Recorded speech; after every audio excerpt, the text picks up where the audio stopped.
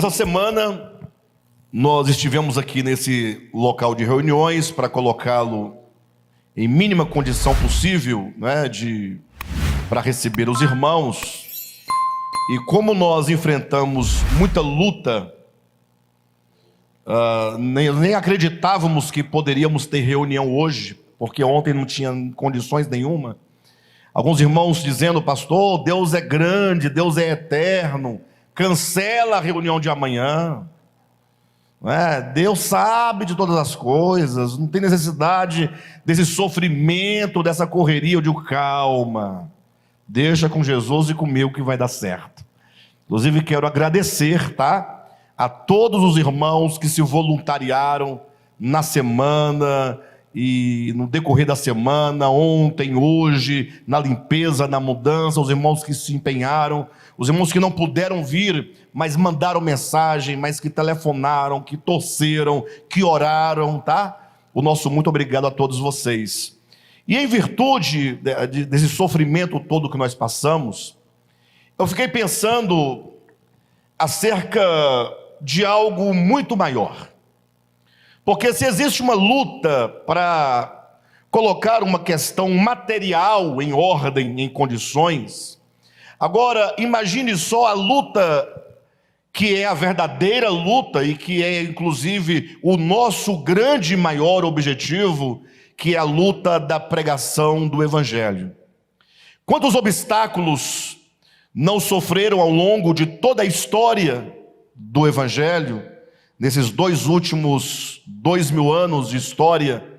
Quantas pessoas, desde o próprio Jesus Cristo e depois os seus apóstolos, quantas lutas não enfrentaram homens e mulheres que desbravaram, levando o Evangelho a outros povos, a lugares distantes, sofrendo perseguição, sofrendo dificuldades materiais, padecendo de frio, de fome, de sede.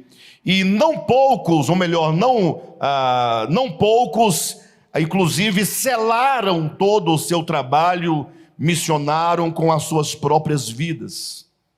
Ou seja, toda a história da pregação do Evangelho é uma história de muita luta espiritual, de uma grande batalha espiritual. E não somente no sentido de levar a palavra, mas até mesmo como nós aqui estamos sempre reunidos como igreja, a luta, como o apóstolo Paulo diz, no livro de Colossenses, no capítulo 2, essa luta que acontece dentro de nós, quando a verdade chega até o nosso entendimento.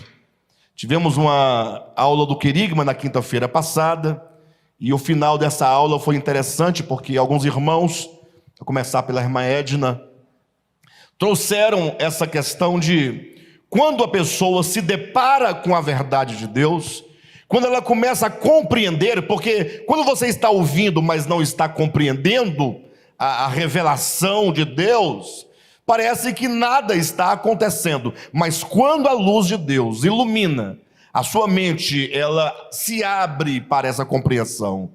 A pessoa que começa a compreender começa a entrar em crise. E a crise, ela fala de uma luta que há dentro de nós, porque nós trazemos muitos dogmas, nós trazemos uma carga de ensinamentos que às vezes não é compatível à revelação de Deus por meio de Jesus Cristo, seu Filho. Daí então, quando a luz chega a nós, quando a revelação chega a nós, o primeiro estágio pelo qual a pessoa passa é o estágio da confusão. Porque imagine você ouvir a vida inteira, uma coisa, e de repente você se depara com alguém ou com pessoas dizendo: olha, não é assim como você pensa que é, como você ouviu e como você aprendeu.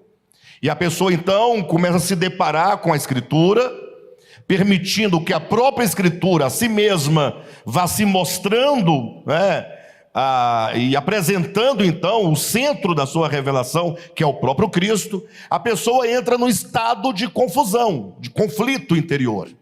Quem aqui já passou por esse estágio do conflito, da confusão, de ficar assim, puxa, e agora? Mas se a pessoa persiste e insiste, continua logo ela passa para um próximo estágio, que é o estágio da destruição. Quando então você permite que, por meio do entendimento das Escrituras, muitas estruturas dogmáticas vão sendo destruídas.